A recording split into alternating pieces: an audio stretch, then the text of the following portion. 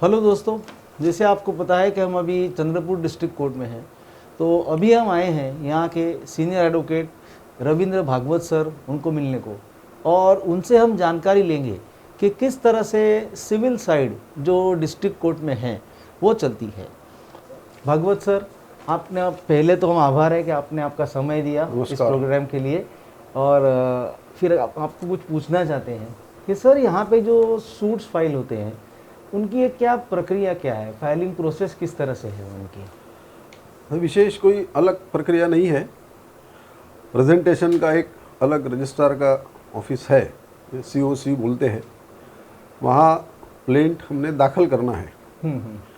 Plaint दाखिल होने के बाद चेक करते हैं, अगर उसमें कोई ऑब्जेक्शन है, जैसे कोर्ट फी के बारे में है या प्राइमा फेसी जुरिस्डिक्शन का कुछ उनको लगता है, तो या तो वो आपको पर्सनली कॉल करके बुलाते हैं कि ये ऐसा इसमें ऑब्जेक्शन है, यू सेटिस्फाई।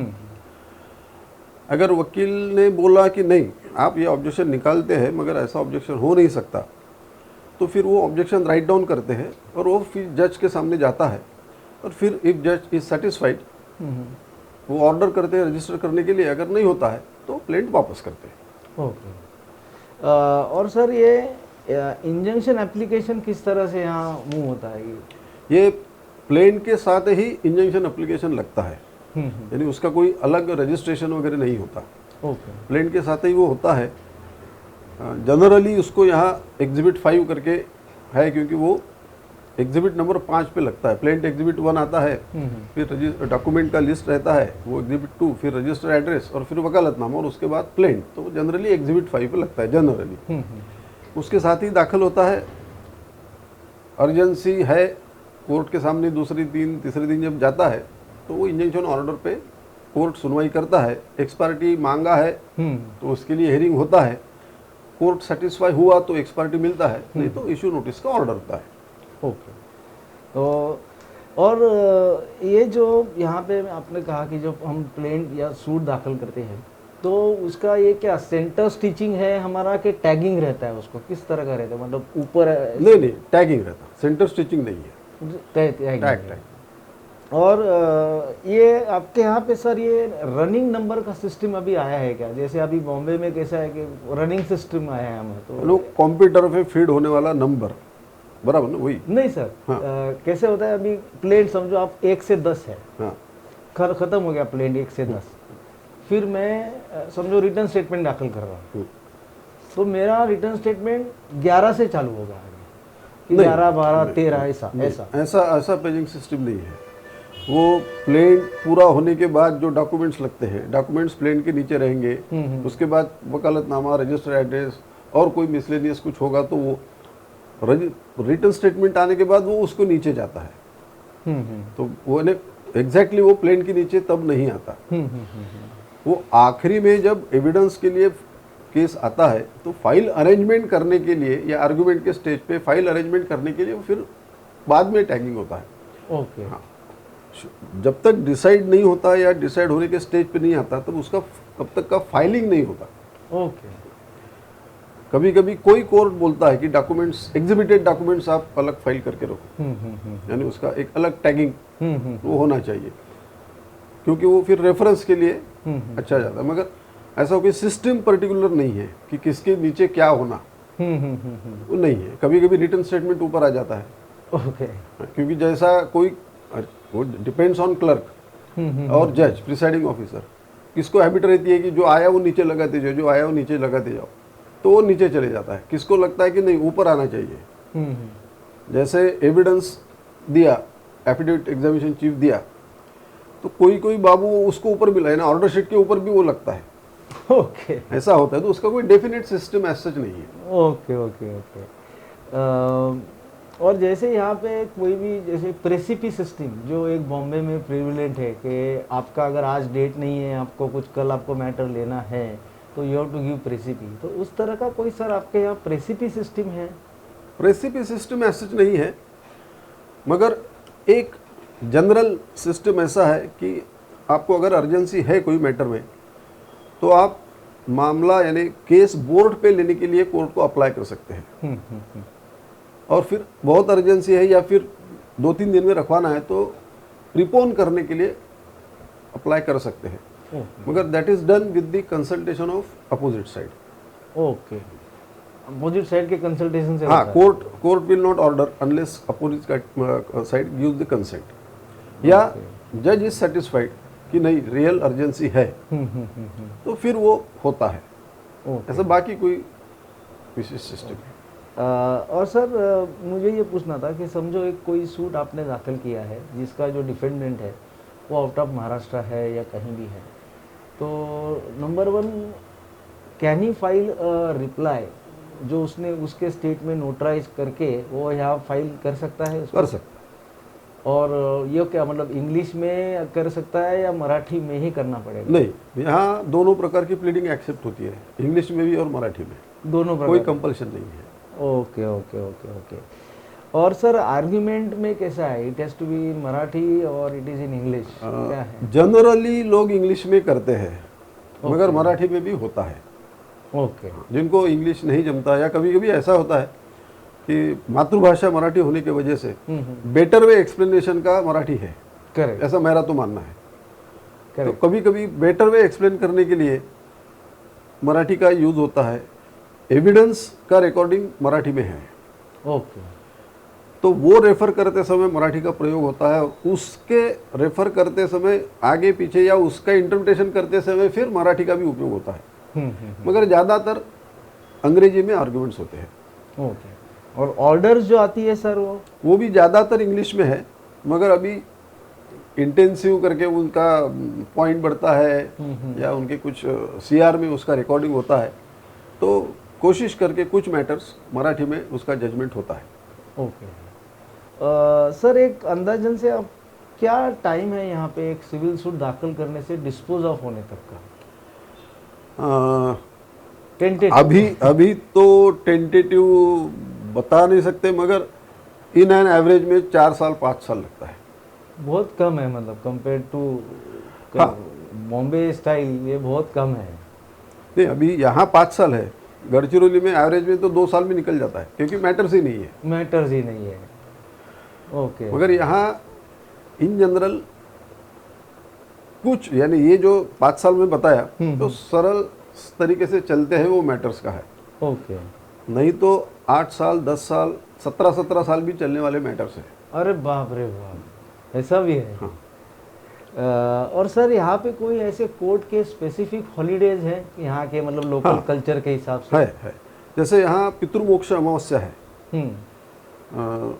भाद्रपद में जो आती है अमावस्या, वो इधर सब लोग श्राद्ध पक्ष करके उसका वो 15 दिन का रहता है, तो अमावस्या के दिन सभी पितरों का श्राद्ध तर्पण उनको करते हैं। तो एक सर्व पितृ अमावस्या की यहाँ मैं देखता हूँ तब से छुट्टी रहती है। अभी एक छुट्टी ऐसी आ रही है कि महालक्ष्मी जो त्यौहार रहता है, यानी गणपति के इसमें ही वेस्टर्न महाराष्ट्र में जिसको गौरी बोलते हैं, ज्येष्ठा गौरी, तो वो खाने का यहाँ का एक बड़ा वो त्यौहार रहता है। दूसरे दिन खाना रहता है महालक्ष्मी का, और वो बहुत बड़े पैमाने पर सब जगह होता है, यानी 200-200 लोग 300-300 लोग खाने के लिए रहते हैं। और यहाँ ऐसा मानना है कि वो खाना छोड़ना नहीं, जहाँ आपको बुला है वहाँ जाना ही चाहिए, वो प्रसाद करके उसको ग्रहण करना ही चाहिए। तो वो एक खाना, वो एक छुट्टी वो महालक्ष्मी की भोजन की अभी चालू की है। तीसरा, यहाँ बाबा साहब जी आम्बेडकर ने नागपुर के बाद यहाँ धर्म परिवर्तन का दीक्षा दी थी, तो वो 16 अक्टूबर का उनका फिक्स डेट है। वो 2 दिन का यहाँ बड़ा कार्यक्रम होता है, बहुत बड़ा, यानी पूरे डिस्ट्रिक्ट से और आजू बाजू से 25-30 हज़ार लोग यहाँ इकट्ठा होते हैं।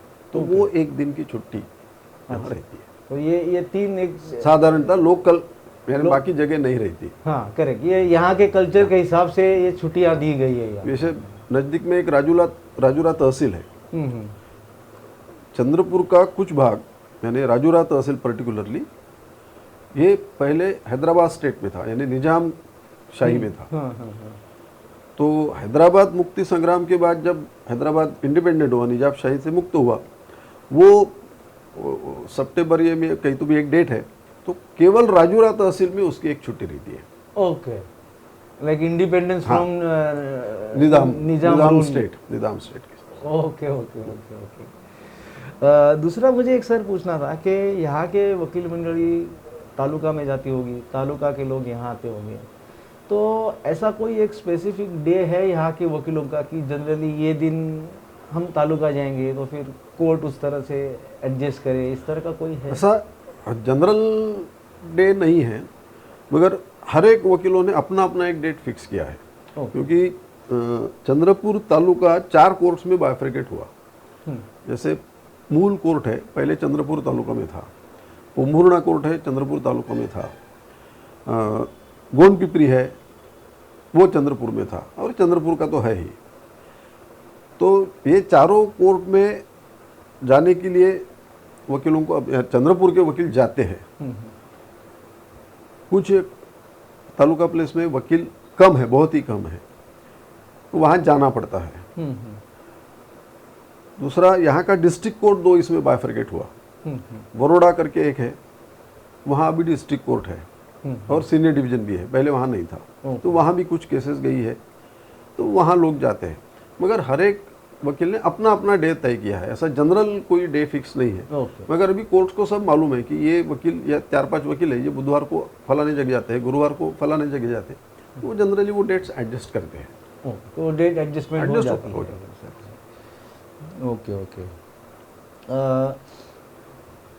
दूसरा मुझे एक पूछना था कि यहाँ पे एक ही लैंग्वेज यूज़ होती है या कोई 2-4 और लैंग्वेज होती है? क्योंकि गढ़चिरौली में जब मैं गया था तो कुछ वहाँ पे 6-7 लैंग्वेजेस यूज़ होती थी इंटरप्रेटर में, तो उस तरह से सर यहाँ पे कुछ है? इंटरप्रिटेशन का ज़्यादा सवाल नहीं आता यहाँ। हिंदी ज़्यादा चलती है, मगर हिंदी सबको समझती है, इसलिए उसको इंटरप्रेटर रखने की कोई ज़रूरत नहीं है। मगर बहुत सी गवाह हिंदी में होती है। ओके। मगर वो रिकॉर्ड मराठी में ही होता है। ओके, गवाह हिंदी में बोलता है। गवाहदार हिंदी में बोलता है, सवाल भी हिंदी में पूछे जाते हैं, मगर रिकॉर्ड मराठी में होता है। ओके। सर कितने कोर्ट्स हैं अभी यहाँ फिलहाल हमारे यहाँ, कितने टाइप के कोर्ट्स हैं?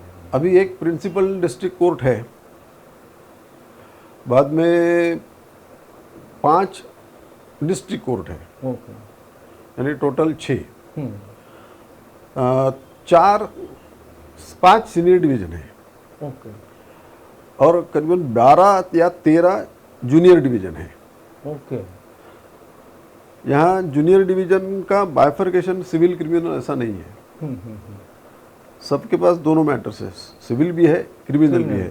एक सीजेएम का कोर्ट अलग है, वहाँ सिर्फ क्रिमिनल का ही मैटर चलते हैं। ओके। वो इक्वलेंट टू सीनियर डिवीजन है। सीनियर डिवीजन है। ओके। और सर ये कंज्यूमर कोर्ट कहाँ पे है? कंज्यूमर कोर्ट अलग है, कोर्ट के बगल में ही एक प्रीमाइसेस उनको मिला है, वहाँ उनका इंडिपेंडेंट सब इंफ्रास्ट्रक्चर है, वहाँ कंज्यूमर कोर्ट होता है। लेबर कोर्ट को भी अलग बिल्डिंग है, लेबर कोर्ट अलग है। फैमिली कोर्ट ऐसा जहाँ इस्टेब्लिश नहीं हुआ, नहीं है। नहीं। तो फिर कहाँ फाइल करते हैं? यही सीनियर डिवीजन में फैमिली मैटर्स जब जाते हैं। अच्छा, मतलब सेपरेट कोर्ट सेपरेट कोर्ट नहीं है। Charge is given to particular जज। हिंदू मैरिज एक्ट में जो है डिस्ट्रिक्ट कोर्ट अपॉइंट करें, district court mean senior division, वहाँ वो चलता है। ओके। मैंने एक 125 का मैटर्स जो है या डोमेस्टिक वायलेंस के, वो जेएमएफसी के पास चलते हैं। करेक्ट। सिर्फ हिंदू मैरिज पिटिशंस है, वो सीनियर डिवीजन में चलती है। ओके। और सर ये एमएसिटी जो है ये है यहाँ पे? एमएसिटी का सेपरेट चार्ज किसको नहीं है। Okay. All district courts they are trying MACT matters. Okay. दूसरा मुझे एक सर जनरल सवाल पूछना था कि आर्बिट्रेशन कितना, मतलब आर्बिट्रेशन कितना हो रहा है यहाँ पे? आर्बिट्रेशन के बहुत कम मैटर्स हैं, बहुत ही कम। ओके। मतलब क्योंकि कंपनी मैटर्स या फर्म के मैटर्स, कॉन्ट्रैक्ट रिलेटेड ज़्यादा मैटर्स, गवर्नमेंट कॉन्ट्रैक्ट्स के जो है वो है, या प्राइवेट कॉन्ट्रैक्ट के मैटर्स में बहुत कम जगह आर्बिट्रेशन चलता है। अच्छा। और गवर्नमेंट के साथ डिस्प्यूट आर्बिट्रेशन लेवल पे ही खत्म हो जाता, इसलिए वो जनरली यहाँ चलता नहीं। कुछ इसमें प्राइवेट, इसमें इवन बिटवीन पार्टीशन सूट वगैरह भी 1-2 बार ऐसा आर्बिट्रेशन के मैटर्स हुए हैं। अच्छा, बट काफ़ी तादाद पे नहीं है? नहीं, बहुत कम मैटर्स आर्बिट्रेशन। Comparatively less. हाँ, बहुत कम। Okay okay. और कोई ऐसे सर यहाँ पे स्पेसिफिक लॉज एप्लीकेबल है इस कोर्ट में, मतलब बेस्ड ऑन द अभी एरिया? अभी तो हाँ, इधर टेनेंसी लॉ जो है, एग्रीकल्चरल टेनेंसी लॉ, तो ये विदर्भ रीजन का अलग है। ओके। यानी वो एक्ट में ही विदर्भ रीजन करके लिखा है, Maharashtra agricultural tenancy act Vidarbha region. दूसरा राजूरा का जो मैंने बताया, वहाँ हैदराबाद टेनेंसी एक्ट चलता है अभी भी। अभी भी। ओके। यहाँ पहले, यानी अब ये रेंट कंट्रोल एक्ट आने के पहले, महाराष्ट्र रेंट कंट्रोल एक्ट आने के पहले यहाँ एक CP and bearer rent control order चलता था। उसमें 2 टायर सिस्टम थी पहले, यानी नोटिस देने के लिए परमिशन लगती थी, एविक्शन का नोटिस देने के लिए परमिशन लगती थी। अच्छा। वो परमिशन का मैटर रेंट कंट्रोलर, फिर उसके बाद अपील आरडीसी यानी रेसिडेंशियल डेप्यूटी कलेक्टर, और उसके बाद हाई कोर्ट। ओके। ऐसा वो चलता था। उसके बाद नोटिस देने के बाद under section 106 of transfer property act के अनुसार नोटिस देके फिर एविक्शन सूट। अच्छा। हाँ, तो 106 का नोटिस देने के लिए परमिशन, वो एक चैनल चलता था पूरा। उसके बाद सिविल सूट, तो इसलिए वो बहुत 20-20 साल 30-30 साल वो एविक्शन प्रोसीडिंग के लिए लगते थे। अरे वाह। अभी वो महाराष्ट्र रेंट कंट्रोल एक्ट की वजह से वो एबॉलिश हो गया।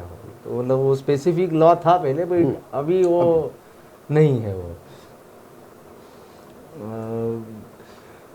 कोर्ट प्रीमाइसेस में कोई ऐसा एक्स्ट्रा फैसिलिटीज फॉर एडवोकेट्स के लिए कुछ है कि पोस्ट ऑफिस बोलो या? पोस्ट ऑफिस के लिए कोशिश हुई, मगर पोस्ट ऑफिस नहीं है। बाकी जेरोक्स है, कैंटीन है कोर्ट प्रीमाइसेस में। बाकी ऐसी विशेष फैसिलिटीज कुछ नहीं है। स्टैम्प वेंडर बैठते हैं। और सर यहाँ पे प्रोफेशनल कोर्ट क्लर्क्स, मतलब वकीलों के प्रोफेशनल कोर्ट क्लर्क, ये इस तरह के यहाँ पे कॉन्सेप्ट है? नहीं है, नहीं है। तो हर वकील साहब अपना खुद का ही क्लर्क रखते हैं? हाँ हाँ। मतलब इंडिपेंडेंट कोर्ट क्लर्क नहीं है? क्योंकि बॉम्बे में कैसा है, हमारे यहाँ एक बहुत बड़ा ग्रुप है, they are independent court clerks. वो कोई वकील के साथ जुड़े नहीं है, लोग आते हैं, उनको काम देते हैं, उनकी फीस देते हैं और वो कर देते हैं। तो उस तरह का कोई अभी तक यहाँ पे नहीं, ये सब वकील अपना अपना क्लर्क रखते हैं और उनके बाद जरिए वो सब बाकी क्लरिकल मैटर जो होते हैं वो सब। और लीगल फर्म्स भी ऐसे नहीं है, सभी इंडिविजुअल प्रैक्टिस है। अच्छा। अभी इंडिविजुअल है, मगर जैसे सीनियर वकील है तो उनके साथ कुछ जूनियर्स जुड़े हैं, जिसको हम यहाँ चेंबर करके बोलते हैं कि ये भागवत चेंबर के हैं, ये खजांची चेंबर के हैं। ओके। तो जूनियर करके करते हैं, कुछ इंडिपेंडेंट आए तो वो भी करते हैं। मगर हर चेंबर का या हर वकील का क्लर्क अपना अपना है। जिनको नहीं है वो फिर किसी के जरिए काम करवा लेते हैं। अच्छा, किसी को अपने फ्रेंड के क्लर्क के जरिए वगैरह वो काम करा कर देते होंगे। यहाँ का कोई ऐसा कोई एक स्पेसिफिक स्टाइल है फंक्शनिंग का कोर्ट का? ऐसा मतलब आपको अभी इतने बरस से आप यहाँ काम कर रहे हैं इसलिए मैंने पूछा। फंक्शन का स्टाइल ऐसा नहीं है, मगर यहाँ मैंने जो आजू बाजू कुछ लोगों से ऐसा सुना कि कई प्रैक्टिस है कि जो एविडेंस के मैटर्स है वो बाद में लेते, या फिर नहीं होने वाले मैटर्स है वो पूछ के पहले डेट्स दे देते। तो यहाँ ऐसा नहीं है। जो वकील आता है बोलता है कि ये केस है तो वो कॉल करते हैं, या वो कॉज लिस्ट देख के कॉलिंग चालू कर देते हैं। जो आता है उसका काम होते रहता है। कभी कभी कुछ जजेस रहते हैं कि 11 बजे कॉल करते हैं, नहीं आया तो एब्सेंट लगा दो, कभी कभी डिसमिस इन डिफॉल्ट कर दो। मगर इन जनरल 2 बजे तक कोई डिसमिस इन डिफॉल्ट नहीं करता एविडेंस के मैटर्स में। ओके। तो जो आएगा उसका काम होता है। अटेंडेंस के लिए कभी कभी क्लाइंट रहते हैं या जूनियर को भेज के अटेंडेंस लगा देते हैं कि हम आए, लेने वाले हैं, नहीं लेने वाले इन्फॉर्म कर देते हैं। तो अर्जी देगा कि एडजमेंट लेते हैं। पर पर्टिकुलर प्रैक्टिस एज सच या एक यूनिफॉर्मिटी की ऐसा होगा नहीं। हर एक कोर्ट का अपना अपना अलग अलग तरीका है, उस हिसाब से चलता है। ओके। और सर लॉ बुक्स वगैरह आप कहाँ से खरीदते हैं सर? लॉ बुक सेलर आते हैं यहाँ। ओके। कहाँ से आते हैं सर वो? ये कुछ नागपुर से आते हैं, कुछ इलाहाबाद से आते हैं, कुछ मुंबई से या नासिक से भी आते हैं। ओके। तो वो आके फिर वो हर 8-10 दिन बाद 2-3 जन कुछ भी रहते हैं बारों में। ओके। और ये जो अभी ऑनलाइन का जो है एससीसी ऑनलाइन वगैरह, तो उस तरह का कौन सा? वो लॉ उनके ये आते हैं जिनका वो प्रोग्राम रहता है, उनके रिप्रेजेंटेटिव आके जिनको होना वो उनको इंस्टॉल कर देते हैं। ओके, तो लोग बुक सेलर भी और ये हाँ, दोनों यहाँ के यानी उसके लिए कहीं जाना नहीं पड़ता, ओके, वो करवा देते। तो आप अपने आप से वो लाइब्रेरी आपकी लाइब्रेरी सेट करा देते हो, कोई नया बुक कोई आया है तो। सर अभी इतने बरस आपको प्रैक्टिस में हुए, तो एक कोई ऐसा एक इंसिडेंस आपको कुछ है याद आया है तो एक इंटरेस्टिंगली एक बोलिए कि अभी इतने बरस में, भले नाम लेने की कोई ज़रूरत नहीं है किसी का, because ultimately we have to maintain secrecy, but कोई एक होता है ना, एक इंसिडेंस याद रहता है प्रैक्टिस में, ऐसा कोई है तो एक बार बोलिए ना सर। ऐसे 2-3 है, मगर मेरा ये मानना है कि हमको जॉब सेटिस्फैक्शन जब आता है कि मेरे वजह से किसको तो भी रिलीफ मिला, तब ऐसा लगता है कि हाँ हमने वकालत सीखी, उससे फायदा हुआ। तो मेरे प्रैक्टिस में ऐसा एक बार हुआ कि एक दूसरे वकील एक केस चला रहे थे, उन्होंने फिर समय पे बोला कि ये आप कर लो, इंजंक्शन एप्लीकेशन था, आई वॉज रिप्रेजेंटिंग प्लेंटिफ, और वो पेट्रोल पंप एक रन कर रहे थे, पेट्रोल पंप कंपनी का तीसरा आदमी डीलर था, मैनेजर करके ये रन कर रहे थे, और टेनेंटेड प्रीमाइसेस में था, और वो एविक्शन, फोर्सिबल एविक्शन का सब मामला था, और टेक्निकल इसमें ऐसा लगता था कि शायद वो एविक्ट कर पाएंगे फोर्सिबली। तो आने के बाद 2 दिन हियरिंग चला, जूनियर डिवीजन के सामने हियरिंग हुआ, सामने से भी वो सीनियर एडवोकेट थे, कॉम्पिटेंट एडवोकेट थे, और वो क्लाइंट ने बोला कि देखो मेरी जिंदगी ये ऑर्डर पे डिपेंड है, क्योंकि if I will be evicted I will be nowhere, क्योंकि मैंने लागत इसमें लगा दी है पूरी। और एक रेप्यूटेड फैमिली के लोग थे यहाँ के, और वो इंजंक्शन हमारे बाजू से ऑर्डर हो गया, उसको इंजंक्शन मिल गया। तो बड़े थे, मेरे करीबन मेरी उम्र के थे, मगर पूरे मेरे कोर्ट कॉरिडोर में उन्होंने झुककर एकदम पैर छूने की कोशिश की, बोले आपकी वजह से मैं बच गया। तब मुझे लगा कि नहीं ठीक, अपने वजह से या मैंने जो कुछ कोशिश की उसके वजह से कुछ तो भी रिलीफ हुआ, इसको तो भी मिला है। ऐसे 2-3 बार कुछ ऐसे भी प्रसंग आए जिसमें अब क्या होगा ऐसा, यानी एक मैटर में ऐसा हुआ कि एविडेंस ले रहा था, तब उस समय वो एविडेंस ऑन एफिडेविट नहीं था, 10-12 विटनेसेस की लिस्ट थी, तो एक देहात के लोग थे, अब बिल्कुल अनपढ़ थे, एक एविडेंस हो गया एक मैटर में, एक डॉक्यूमेंट में था वो। तो एविडेंस खत्म हो गया, क्रॉस हो गई, मैं बाहर आ गया, और फिर उसको बोला कि अभी जिसने लिख के दिया है डॉक्यूमेंट, ये तो विटनेस हो गया, गवाहदार हो गया डॉक्यूमेंट पर, अब जिसने लिख के दिया है ये फलाने आदमी को लेके आओ। तो बोले उसने तो एविडेंस दिया अभी। अरे वाह रे, बोला अरे ये तो अपने ये नाम से लिया ना एविडेंस। हाँ, बोले उसमें क्या है, वही नाम है ना। बोले ये क्या, वही बोलेंगे, बोले ये भी, वो भी वही बोलने वाला था। अब आपने बोला कि भाई ये जो डॉक्यूमेंट इसने लिख के दिया, इसके गवाहदार हो ना, तो इसने वो नाम बता दिया, एविडेंस ले दिया। बोले उन्हें मैं बहुत एकदम स्टंड हो गया, बोला करना क्या। मैंने बोला तू अभी पहले निकल जाए यहाँ से, यहाँ मत रहे। फॉर्चुनेटली अनफॉर्चुनेटली ऐसा हुआ कि वो डिफेंस वाले वकील साहब निकल गए, उनको क्लाइंट आया ही नहीं था उस दिन, इसलिए वो उनको जानने का कोई सवाल नहीं था। और फिर फॉर्चुनेटली वो मैटर बाद में सेटल हो गया, कॉम्प्रोमाइज हो गया। ओके। मगर मेरे दिमाग में या मेरे मन में आखिरी तक ये रहा कि एक जाने अनजाने में गलत काम अपने से हो गया। ठीक है, वो इंटेंशनली कुछ हुआ नहीं था, वो पक्षकार का भी क्लाइंट का भी उसमें कोई कसूर नहीं था, क्योंकि वो रस्टिक विलेजर, उनको सिस्टम मालूम नहीं। उनको बोला अरे ये डॉक्यूमेंट प्रूव करना है तो ठीक है ना, उसने लिख के दिया तो उसका नाम बता दो। उसने बोला कि मेरे को मला लगा डॉक्यूमेंट उसका है तो अपन उसका नाम बताएंगे, इसलिए मैंने भी वो नाम बता दिया।